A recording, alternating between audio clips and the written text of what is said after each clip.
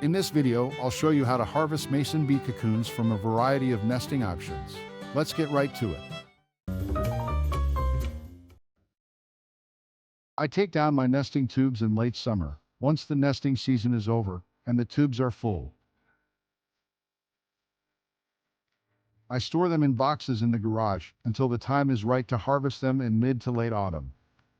This will keep the growing bees out of danger's way as they develop and await their winter hibernation. During the nesting season, I always give my bees a variety of nesting options. I have paper-lined cardboard nesting tubes that I set up in several different houses around my property. I also have a grooved board with a viewing window similar to store-bought nesting trays. And finally, I have some 2x4 nesting blocks, some that are lined with paper and some that are bare. I'll start by removing the cover board from my 2x4 house. These blocks are all held together with staples, so I'll remove them with some pliers to make them easier to work with.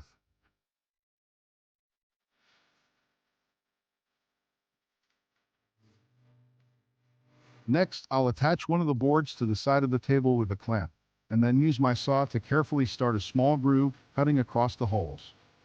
Mason bees always leave a small space about an inch long between the last nesting chamber and the outside wall. This space provides an extra layer of defense and protection against would-be predators, so my saw will not be disturbing any of the actual cocoons. With all the grooves cut, I can now take a chisel and split the board along the first two nesting holes. This will reveal the cocoons, making it relatively easy to extract them. Using a chopstick, I'll gently prod each cocoon out of the tube. Definitely take your time during this cocoon extraction stage. The bees are in a state of hibernation, and you want to disturb them as little as possible. Now, technically, you could just leave your bees in the cavities. They could then dig their way out naturally in the spring. In practice, it's better to harvest and then clean them, as this reduces the risk of disease and parasite activity. With the first section complete, I can repeat this process on the following sections one at a time.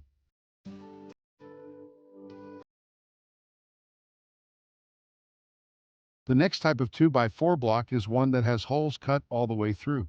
These holes are lined with paper tubes. By unscrewing the backing wood piece, I can pull the tubes out of each hole using the folded over end tabs. Mason bees create individual nesting chambers for each of their eggs. These chambers are separated from one another using mud that forms into hardened walls. This is where the bees get their name. When the tubes are open, these tiny mud pucks can be separated out from the cocoons before cleaning.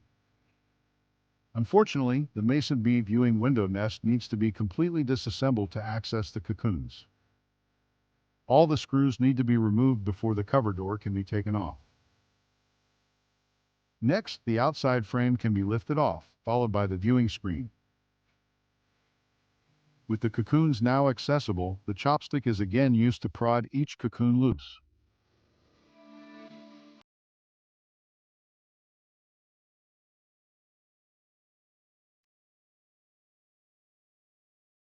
The cardboard tubes are the final nesting method that need to be opened.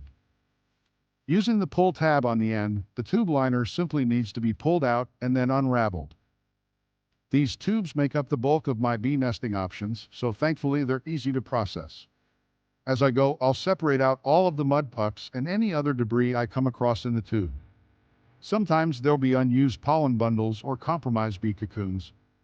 It's important to separate these out, as you do not want your bee colony being infected by parasites or pollen mites. Here's an example of a common predator, the parasitic chalcid wasp. It sneaks into bee nesting tubes, paralyzes the mason bee larvae, and then lays its eggs inside the cocoon. Then the wasp larvae eat the mason bee larvae as they develop into adult wasps. Another common pest is the Houdini fly. It'll lay its eggs directly on the pollen bundle, and when they develop, the fly maggots will eat all the pollen. It's important to watch for Houdini flies throughout the nesting season and kill them immediately when spotted. To ensure that your mason bees have the best chance of success, it's a good idea to clean them before they're stored over winter. This can be done using some basic household items and a little water with bleach. I'll first pour some lukewarm water into a baking tray and measure out a small amount of bleach. A 5% bleach water solution should be enough. After pouring in the bleach, I'll swirl around the water with a stick and then carefully add the cocoons. Using the stick, I'll gently clean the cocoons. All the leftover pollen, dirt, and fly maggots will be separated from the cocoons at this stage. It's important to be thorough and take your time with this process. After a good rinse, I'll use a sieve to collect and remove the cocoons.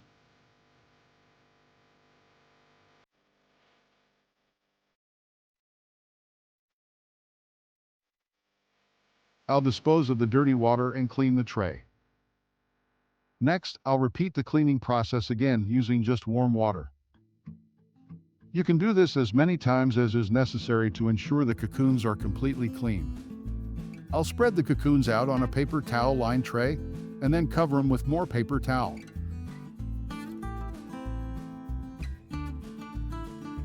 I'll gently dry them, taking care not to use too much pressure.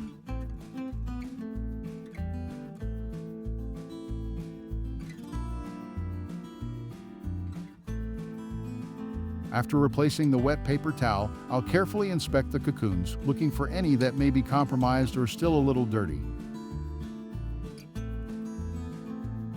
I'll leave the clean cocoons out to dry for several hours before again changing the paper towel. Next, I'll place them in a plastic storage container. Make sure you have holes in the container to allow air in and moisture out.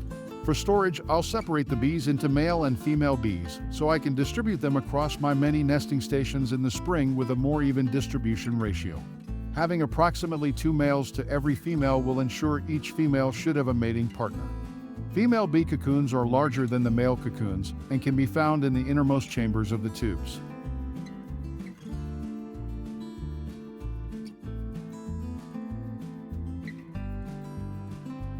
I leave my bees on a shelf in the garage for most of the winter months, and then transfer them to the fridge in February. They'll stay in the fridge until the temperature reaches a consistent 13 degrees Celsius or 55 degrees Fahrenheit. This will ensure the bees do not hatch too early if the weather isn't suitable. Well folks, I hope you've enjoyed the video and decide to give mason bees a try in your own yards. I have several other mason bee videos if you're interested in learning more.